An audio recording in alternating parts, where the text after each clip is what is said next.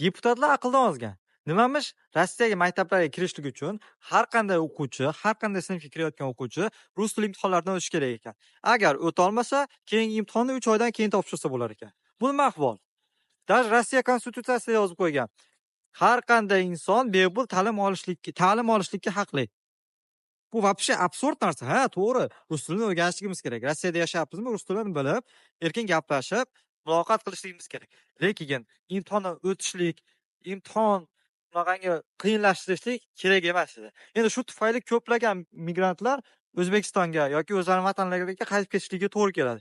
Chunki farzandlari yonida bo'lishini xohlashadi-da. Kim xohlamaydi farzandlari yonida bo'lishligini? Shuning uchun bundan buyog'iga qonunlar qiyinlashib boryapti. Migrantlarga ko'plab bosimlar bo'lyapti. Tavsiya qilaman rus tilini yaxshi o'rganishlikni. Rus tili o'rganishlik kerak, to'g'ri. Chunki Rossiyada yashayapmizmi? O'zimiz haq-huquqlarimizni talab qilishlik uchun ham, o'zimizni erkin, o'zimizni xotirjam, yaxshi yashashlik uchun rus tili bizga kerak. Chunki biz Rossiyadamiz.